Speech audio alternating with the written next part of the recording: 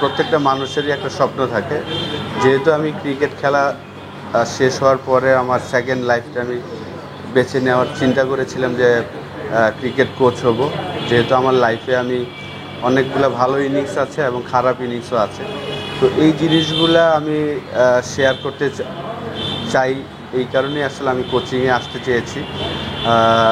3 বছর আগে যখন একটা অপরচুনিটি এসেছিল লেভেল 3 কোচিং কোর্স হবে আবুধাবিতে, তো বুলবুল ভাই আমাকে ফোন দিয়ে বলেছিলেন যে লেভেল 3 একটা কোর্স হবে, তুই চলে আয়।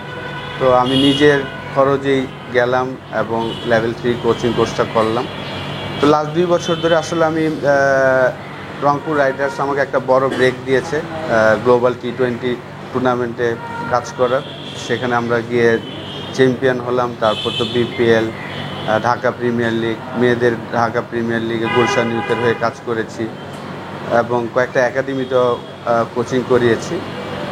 তার মাঝে মাঝে আবার আমি ক্রিকেটও খেলতাম। আসলে আমি খেলাটা এত লাভ করি, আমি ছাড়তে পারছিলাম না। তো ইংল্যান্ডে আমি লাস্ট 2 বছর ক্রিকেটও খেলেছি।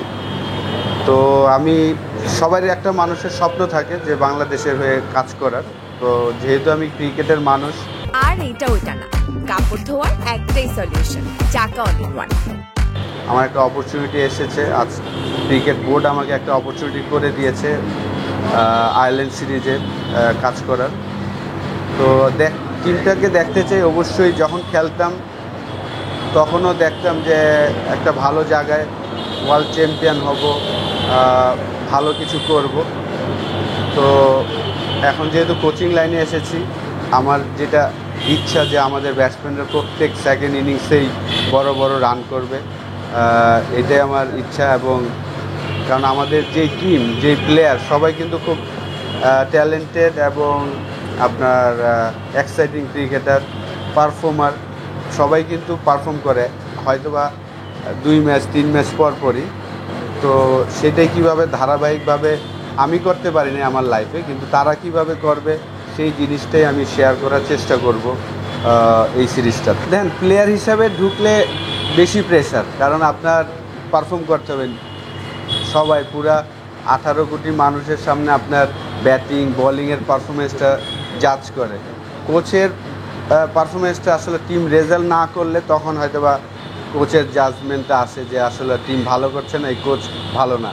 কিন্তু ওই ম্যাচে কিন্তু কোচের আসলে কিছু করার থাকে না। প্লেয়ারদের আপনি হয়তোবা বলে দিতে পারবেন এই সিচুয়েশন এইটা ডিমান্ড করছে, এই উইকেটটা এরকম, এই বলারটা এরকম, কিন্তু কাজ করার কাজটা কিন্তু যারা খেলবে তারা। তো কোচের প্রেশারটা আমি মনে করি যে কম।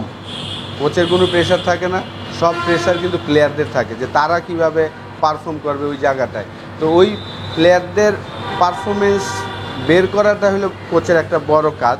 তো সেইটাই আমি চেষ্টা করব যে তারা যেন তাদের বেস্টটা দিতে পারে এবং কিভাবে দিবে সেই জিনিসগুলো হয়তোবা তাদের আমি বলার চেষ্টা করব।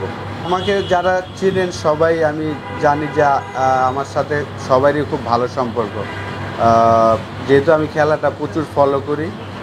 তো সিমন্সের সাথে আমার তার ফার্স্ট পরিচয় হলো 98-এ। তখন আমি বল বয় ছিলাম। West Indies team runners up হয়েছিল, সাউথ আফ্রিকা চ্যাম্পিয়ন হয়েছিল উইলস কাপ। তখন থেকেই যেহেতু আমি বল বয় ছিলাম, তাকে আমি লেগ স্পিন করেছিলাম একটা বল আর কি, নকিংয়ের সময়। সেকেন্ড বলটা আমি গুগলি করেছিলাম। তো সে গুগলিটা রিড করতে পারে নাই এবং তাদের টিমে রয়্যাল লুইস ছিলেন লেগ স্পিনার। সে সাথে সাথে রয়্যাল লুইসকে নিয়ে এসে আমার সাথে বলছে যে এভরিডে তুমি ম্যাচ শেষে তার সাথে হাফ অ্যান আওয়ার বোলিং করবে, আমার থেকে যেন গুগলিটা শিখে। তো সেই থেকে আসলে ফিল সিমন্সের সাথে আমার সম্পর্ক। তারপর ন্যাশনাল টিমে খেললাম, সে কোচ ছিল ওয়েস্ট ইন্ডিজ টিমের। তো তার সাথে সম্পর্কটা ওইভাবেই আসলে ক্লোজ। কিন্তু ফার্স্টে আমাদের টেস্ট ম্যাচ, আর টেস্ট ম্যাচের টিমটা যদি দেখেন যে আমি বলবো যে খুবই এক্সপিরিয়েন্স এবং পারফর্মার সবাই টিমে আছেন।